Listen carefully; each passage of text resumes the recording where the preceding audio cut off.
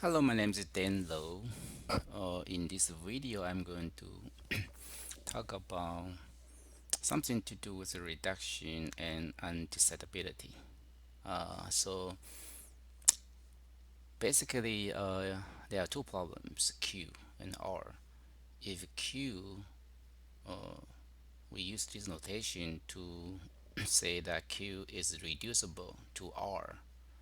Then if Q is undecidable, okay, then R must be undecidable. So to understand this, first we need to uh, define decision problems. Okay, so decision problems are some problems that answers could be yes or no. So for example, did you get your breakfast? Okay, so your answer should be either yes or no. Cannot be something else. Okay, so you either get your breakfast or you did not. You did not. Okay, so yes or no. So another example, let's given the coefficient a, b, and c. Okay, and thus the quadratic equation ax squared plus bx plus c equals 0 have a real solution. Okay, so the answer to this question is not the solution itself, but the answer yes or no, because it said does. Okay, so there's something confusion to most of the people. Uh, you know, whenever you got this type of problem, okay, or question, your answer should be always yes or no, okay. Even though you have a test, okay, like if the test asks you, does the quadratic equation have a real solution? Okay, if your answer is the actual solution, okay, that is not quite, you need to say yes or no, okay. Another example, given an input I, does a program P print hello world. Okay, given the input I, that the program P print hello world. Okay, so this is some problem. Okay, I will emphasize later. Okay, and this is not exactly the hello world problem. Okay, and I will talk about it later. A problem may or may not have an input. Okay, so for example, this problem, it has input I. Okay, and some problem may not have the input. Okay, like did you get your breakfast? You don't have an input. Okay, and the problem is a collection of its instances. Okay, so we need to find out the problem and its distance. Okay, not distance, sorry, instance. The difference between the two. Okay, so there's a problem, well-known problem called hello world problem. Okay, so hello problem basically is to determine if a given program and the given input. So this program and input, these two are the input to this problem, this question. Okay, and it's asking if given program P and I, whether the program print hello world. So that's called hello world problem. Okay, so notice that this hello problem here is slightly different from the given an input I that the program P print hello world, right? Because later we will study that. So the hello problem, okay, hello problem, it has let's just name it Q. Okay, the input to it is a program P and I. That's two input to this hello world problem. Okay, and the output will be either yes or no. Okay, so this is the hello world problem. We look at the diagram to show it. And earlier, given the input that the program, uh, print hello world is either yes or no, right?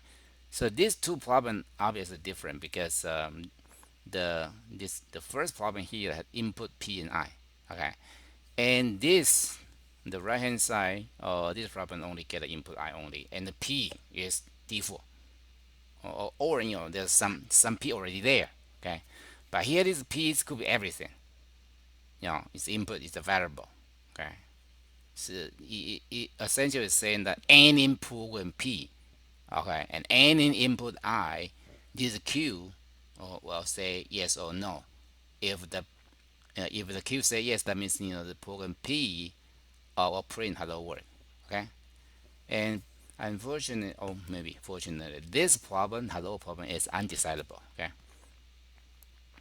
so now let's get into the reduction. Once we know the distinct problems, so a problem Q can be solved via another problem R. Okay, so this is the whole point of reduction. And back in the 1990, when I was the college student, at that time, I don't quite understand what does reduction really mean. Okay, so here's how to understand that better. Okay, reduction is something to reduce, right? Okay, so here's how. If Q is the instance of the problem Q, okay, so from the instance Q, okay, we can construct R, an instance of another problem.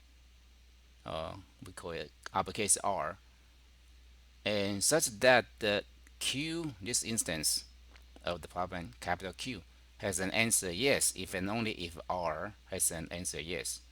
In that case, we call Q is reducible to R. Okay, so we use a diagram to understand this concept. So Q is this. It's a problem, and its input is Q. This lowercase q is the instance to this problem Q.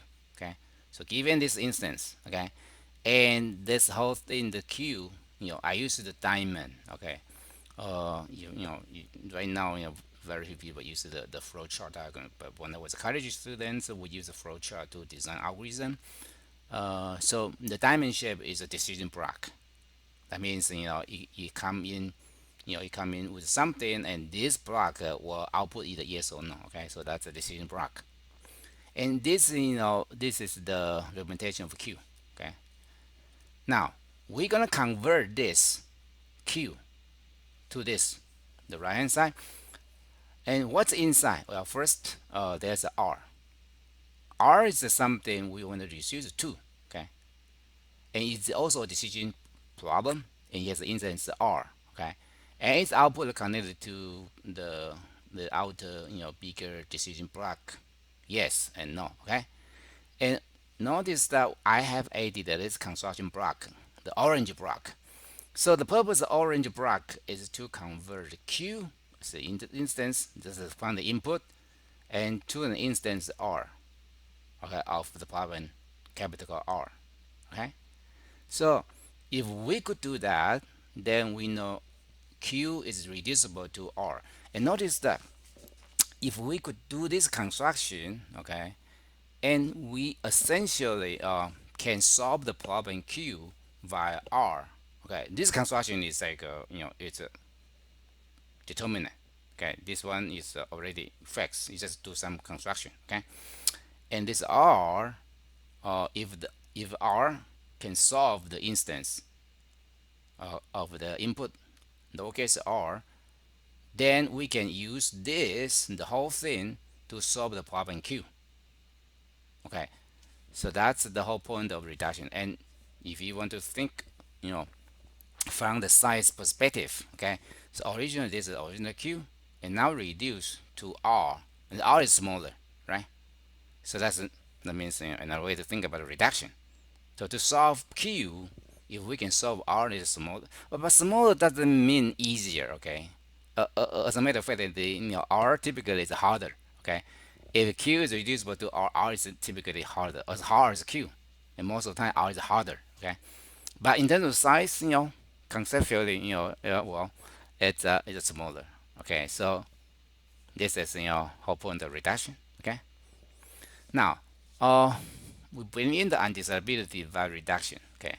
So if we can reduce a problem, okay, from a known undecidable problem, such as a hello world problem, okay, and so basically we can reduce. This is the problem we're going to study, okay, and outermost is we already know that's undecidable, okay. So outermost, the blue one is undecidable. But then if you could construct like this, the reduction, from the outermost problem to this R, and it was R is decidable, but then it will contradict to if we can use this R's decidable solution, to solve the Q, but Q is undecidable. That means that you cannot solve it. So that contradict. Okay, so this is typical use for the reduction to prove a problem that is undecidable. Okay, so if Q is reducible to R and R is undecidable, if Q is undecidable, so we need to find a known undecidable problem in Q, such as hello world problem. I will give an example later. And on the other hand, if R is decidable, if you assume R is decidable, okay, then we can use this whole thing, to solve Q.